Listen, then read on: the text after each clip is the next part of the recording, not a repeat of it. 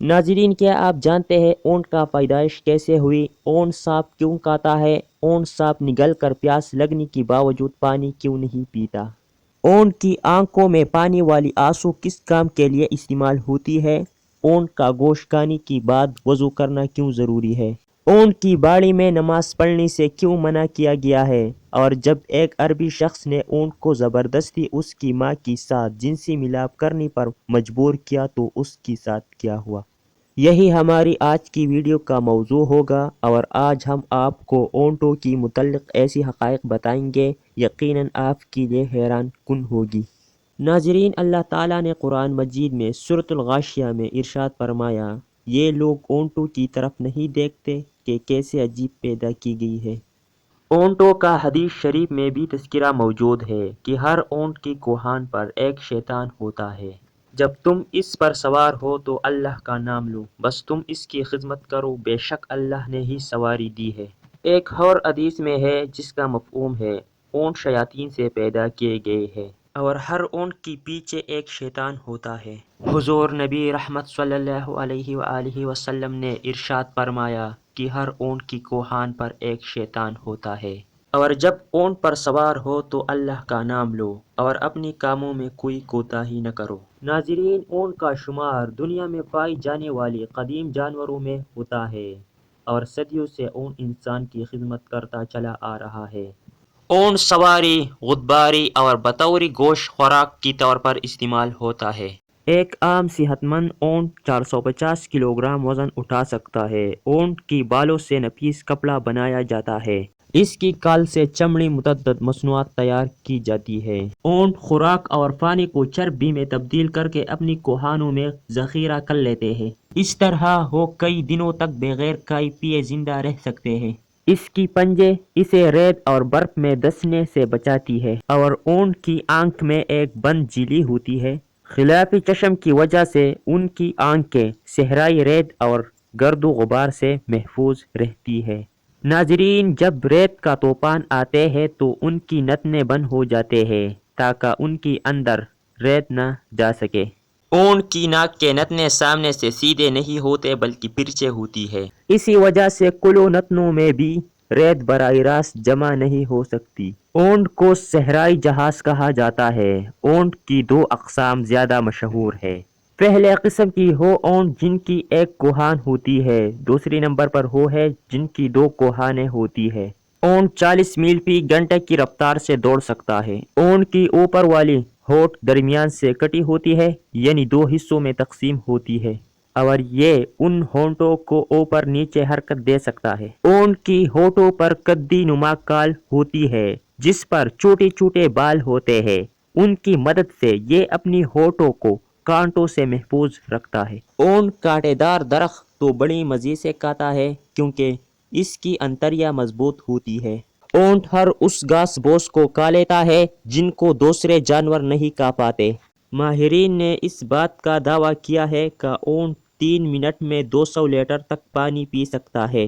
اتنی تیزی سے اتنی زیادہ مقدار میں کوئی اور جانور پانی پینے کا صلاحیت نہیں رکھتا۔ ناظرین، سیدنا بن جابر رضی اللہ تعالی عنہ بیان کرتے ہیں کہ میں نبی کریم صلی اللہ علیہ وسلم کی خدمت میں حاضر تھا کہ ایک آدمی آیا۔ اس نے نبی رحمت صلی اللہ علیہ وسلم سے سوال کیا کہ کیا میں بکری کا گوشت کھانے پر وضو کروں؟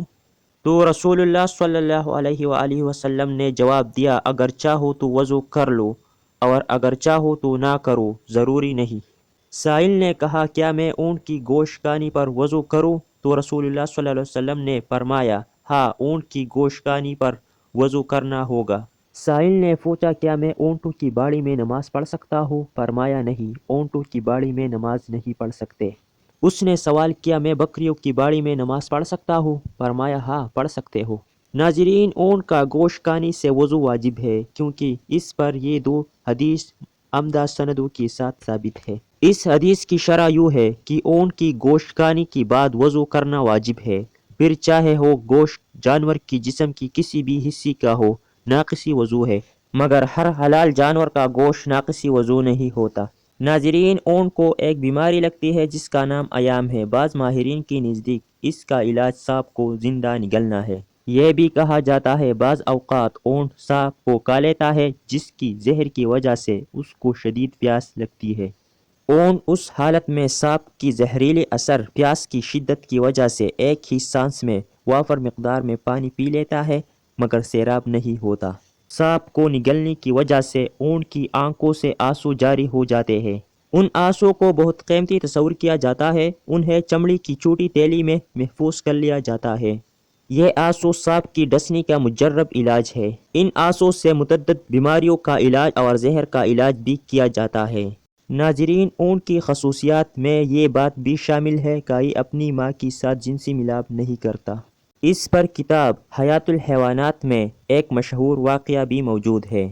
قدیم زمانے میں ایک عربی شخص نے اونٹنی کو کپڑے سے باندھ کر اس کی نوجوان بچے کو اس پر چھوڑ دیا۔ اونٹنی کا بچہ جب جنسی ملاپ کے لیے اپنی ماں پر سوار ہوا تو اس نے اپنی ماں کو پہچان لیا، تو اس نے اپنی ذکر کو اپنی دانتوں سے کاٹ لیا۔ پھر اس آدمی سے بغض رکھنے لگا یہاں تک کہ اس نوجوان اونٹ نے اس آدمی کو مار ڈالا اور پھر اونٹ نے اپنی آپ کو بھی ہلاک کر دیا۔ ناظرین، ماہرین حیوانات نے لکھا ہے کہ جس وقت اونٹ کو غصہ آتا ہے تو وہ کسی کو بھی خاطر میں نہیں لاتا۔ اس وقت اونٹ بدخلق ہو جاتا ہے، اونٹ کی منہ سے سرخ خال نکلتی ہے، یہ اسے اپنی پیٹ سے نکال کر پھونک مارنے لگتا ہے اور بلبلانے لگتا ہے اور اس کی منہ سے جاگ نکلنے لگتی ہے۔ اس طرح غصے کی حالت میں کھانا پینا ترک کر دیتا ہے۔ اونٹ سب سے زیادہ بغض اور کینہ رکھنے والا جانور ہے، مگر اسی کے ساتھ ساتھ اس میں صبر، تحمل اور دوسروں پر حملہ کرنے کی صلاحیت بھی موجود ہوتی ہے۔ اونٹ کی خصوصیات میں یہ بات بھی شامل ہے کہ یہ اپنی ماں سے جنسی ملاپ نہیں کرتا۔ ناظرین، اونٹ کی بدن میں پتا نہیں ہوتا، شاید اسی لیے اس کی اندر صبر اور تحمل کی بے پناہ قوت ہوتی ہے۔ ناظرین، اونٹ کی اندر نہایت اطاعت اور فرمان برداری کا جذبہ ہوتا ہے۔ اس کی فرمان برداری کا یہی عالم ہے کہ اگر کوئی چوہیا اس کی نکیل دبا کر جہاں لے جانا چاہے آسانی کے ساتھ لے جا سکتی ہے، کیونکہ یہ اطاعت سے کبھی روگردانی نہیں کرتا۔ اونٹ کی جگر نے عجیب اور غریب چیز پائی جاتی ہے جو پتا کی طرح ہوتی ہے، غالباً ایک قسم کی کال ہوتی ہے جس میں لعاب لگا ہوتا ہے۔ ماہرین کے مطابق اس کال کا یہ فائدہ ہے کہ اگر اسے بطور سرما استعمال کیا جائے تو آنکھوں پر نکلنے والے دانے ختم ہو جاتی ہے۔ اونٹ جب نیچے زمین پر بیٹھتا ہے تو اس کا جسم تھوڑا سا اوپر اٹھا ہوتا ہے، جبکہ دوسروں جانوروں میں یہ خصوصیات نہیں پائی جاتی۔